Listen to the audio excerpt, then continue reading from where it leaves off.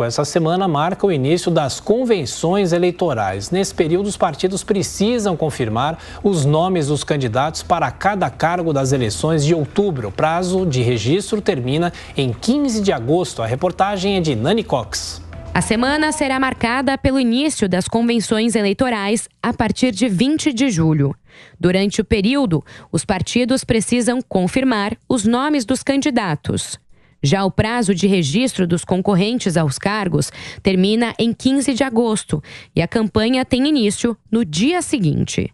O advogado especialista em direito eleitoral, Alberto Luiz Rolo, explica que, por enquanto, pedido explícito de voto é proibido. E qual é a diferença entre esse período até 16 de agosto e após 16 de agosto? Nós ainda estamos fora do período de campanha eleitoral, portanto, não pode existir pedido explícito de voto. A lei fala claramente, Tiago, é o artigo 36A, diz que neste período que nós estamos agora, o pré-candidato pode se expor, pode dar entrevistas, participar de programas, fazer reuniões, expor inclusive as suas eventuais plataformas de governo que ele pretende fazer, só não pode fazer pedido explícito de voto. E é a lei que usa essa expressão, Tiago, pedido explícito de voto. Na avaliação de Alberto Rolo, o combate à fake news é o grande desafio desse ano.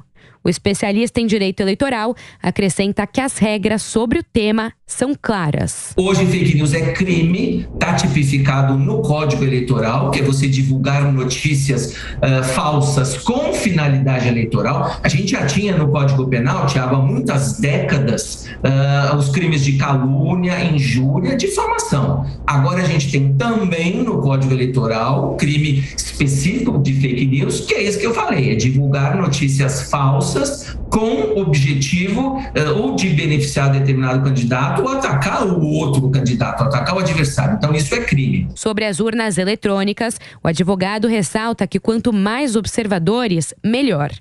Alberto Rolo detalha que a função do TSE é fazer a soma das informações. Sempre o que for possível melhorar, do ponto de vista técnico, é louvável, é saudável, propostas sérias de melhorias devem ser examinadas. Agora, hoje, nesse momento, até a eleição, a gente não vai conseguir mudar mais nada, então é importante que se repitam aqueles itens de segurança que eu sempre falo aqui na Jovem Pan. A urna eletrônica não é ligada à internet, portanto, o hacker não vai poder mudar os votos. Outra coisa, quem faz a apuração é cada urna eletrônica, não é o TSE em sala secreta, como alguns dizem por aí. Não existe sala secreta. Cada urna faz a apuração às 5 horas da tarde, emite um boletim de urna. Então, quem quiser fazer apuração paralela, quem quiser fazer fiscalização paralela, isso sempre foi possível. É só pegar cada boletim de urna e somar os votos dos candidatos. O que o TSE faz, Tiago? O TSE faz uma grande soma. De acordo com o advogado Alberto Rolo, os tribunais eleitorais têm cerca de 500 mil urnas disponíveis. Sobre o voto impresso, o especialista acredita que a modalidade poderia ser adotada, mas com um número menor de equipamentos. Pois é, o início da campanha propriamente dita, mas essa semana é importante por causa do início das convenções. Então, girando os nossos comentaristas, começando por você, Roberto Mota, esse debate sobre urnas eletrônicas e também a escolha propriamente dita dos candidatos. Mota. Pois é, mais uma vez a gente vê, aí no caso nós vimos um advogado se pronunciando sobre questões técnicas, né, que está óbvio por algumas das afirmações dele que ele não compreende. Ele repete algumas coisas que não fazem sentido, como, por exemplo, uma que eu já expliquei aqui várias vezes: o hacker não pode atacar as urnas porque elas não estão ligadas na internet. Eu queria que esse advogado explicasse como é que os votos saem da urna e chegam até o lugar onde eles são totalizados. E também queria saber se ele conhece a história do vírus Stuxnet, que foi um vírus programado para atacar as centrífugas de enriquecimento de urânio do Irã, e era um vírus que era transmitido através de pendrives. Então, do ponto de vista técnico, há muitas coisas a serem explicadas a esse advogado. Por outro lado, eu queria também lembrar essa questão, né, como é bizarra a nossa legislação eleitoral, essa história de pré-campanha, não pode haver pedido explícito de voto, você pode fazer tudo, só não pode dizer vote em mim. Qual é o sentido de uma legislação como essa? Eu acho que a campanha eleitoral deveria ter o mínimo de restrições possíveis. Quanto mais o candidato interagir com os eleitores, melhor, mais o eleitor sabe dele. Quanto mais complicada, mais difícil a legislação eleitoral, mais ela privilegia aquelas pessoas que têm acesso a bons advogados, a conexões, e prejudica aquele cidadão comum que quer entrar para a vida pública e impede ele de competir, impede igualdade com os outros. Bom, Amanda, então o início das convenções e também a discussão sobre as urnas mais uma vez.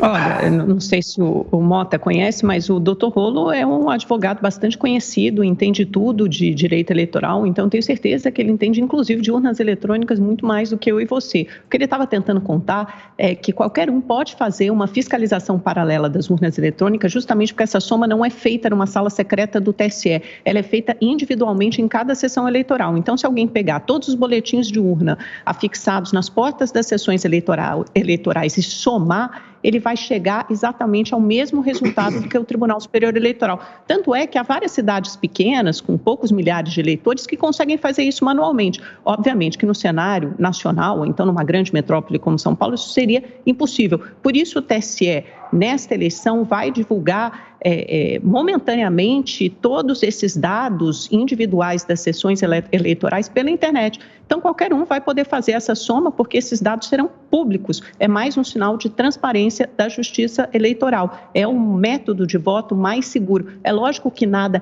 é infalível. Quando você fala infraudável, é até como, para citar a declaração que você falou do ex-presidente Lula, uma declaração de 2002, né, Mota? Quer dizer, 2002, as urnas eletrônicas haviam começado a funcionar há pouco tempo, só tinha 6, 7 anos de urnas eletrônicas, ele não repetiu sistematicamente e coordenadamente esse tipo de declaração desde que foi eleito presidente da República, então podia até haver alguma dúvida em 2002, quando era um método muito mais recente, mas agora com 25 anos de urnas eletrônicas, eu acho que tentar disseminar essa dúvida, essa desconfiança sobre o sistema eleitoral é algo muito oportunista e tentando mascarar uma possível derrota. Agora, voltando às convenções partidárias, que é o que efetivamente nos interessa, é o seguinte, a gente vai ter quinta-feira um lançamento oficial da chapa Lula-Alckmin, então o lançamento oficial da candidatura será um evento meramente protocolar. O presidente Lula, ex-presidente Lula, nem estará presente, talvez esteja presente remotamente, mas ele vai participar de um ato em Recife no mesmo dia e esse lançamento será feito em São Paulo. Já do presidente Bolsonaro será num domingo, um grande ato, com milhares de pessoas esperadas no Maracanãzinho, no Rio de Janeiro, seu berço, seu reduto eleitoral, até porque o presidente Bolsonaro está atrás nas pesquisas, então ele precisa inflamar, fazer esses grandes atos, o seu discurso está sendo preparado.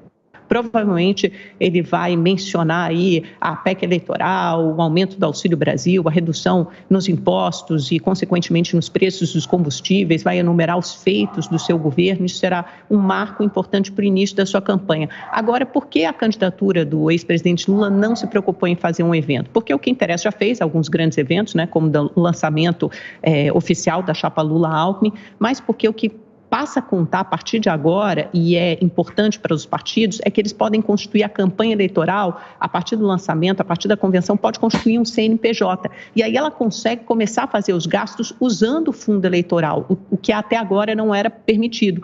Esses deslocamentos dos candidatos, os atos até agora eram financiados pelo fundo partidário, não podiam ser financiados ainda pelo fundo eleitoral. Então, para todos os partidos é importante, porque agora eles podem, lembra aquele fundo de quase 5 bilhões de reais?